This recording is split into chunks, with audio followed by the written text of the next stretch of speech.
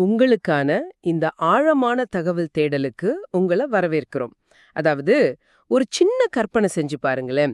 உங்ககிட்ட பல 100 வருஷத்துக்கு முந்திய ஒரு ரொம்ப மங்கலான, கிழிஞ்சு போன பழைய புகைப்படத்தோட ஒரு சின்ன துண்டு மட்டும் கிடைக்குது.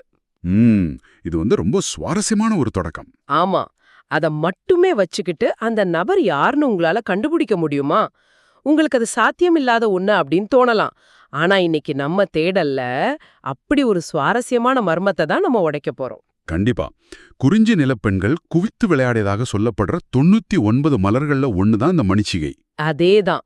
இந்த மலரோட பின்னாடி உள்ள ரகசியத்தை தேடி தான் இன்னைக்கு நம்ம பயணிக்க போறோம். ஆனா இதுல பாத்தீங்கன்னா, பலரும் கவனிக்க தவறுன ஒரு ஆச்சரியமான விஷயம் என்ன தெரியுமா? அந்த 99 மலர்களோட பட்டியலை தவிர சங்க இலக்கியத்துல வேற எங்கேயுமே இந்த மணிச்சிகை அப்படிங்கிற பதிவே இல்லவே இல்ல.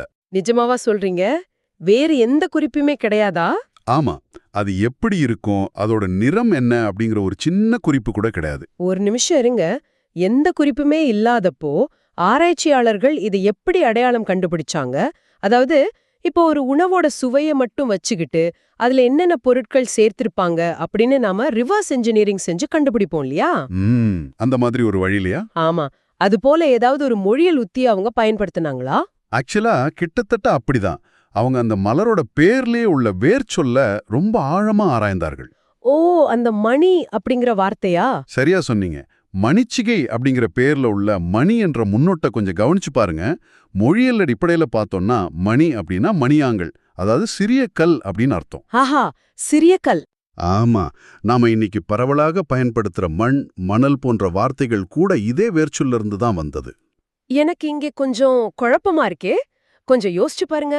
நாம பொதுவா மணி அப்படின்னு சொன்னா விலையுயர்ந்த ரத்தினம், அப்படி இல்லனா கழுத்துல கட்டுற ஒலி எழுப்புகள ஒரு பொருள் அப்படின்னு தானே நினைப்போம்.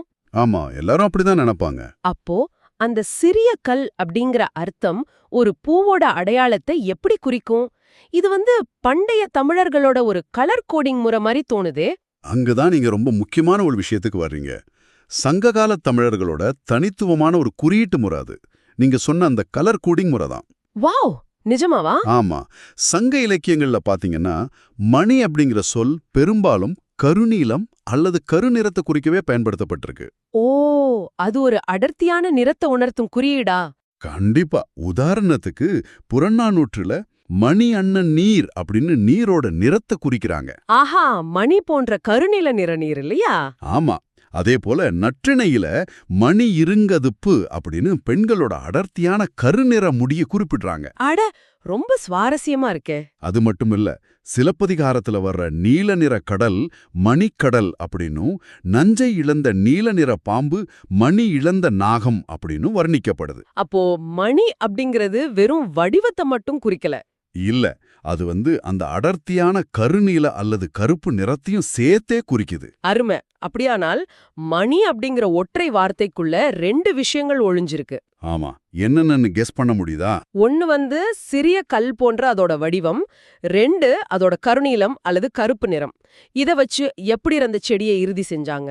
கருப்பு நிறத்தை கொண்ட கல் போன்ற உறுதியான சிறிய விதைய கொண்ட தாவரம் எது? இருங்க. கல் போன்ற அமைப்பு, உச்சி பகுதி கருப்பு நிறம். ஒருவேளை குன்றிமணியா?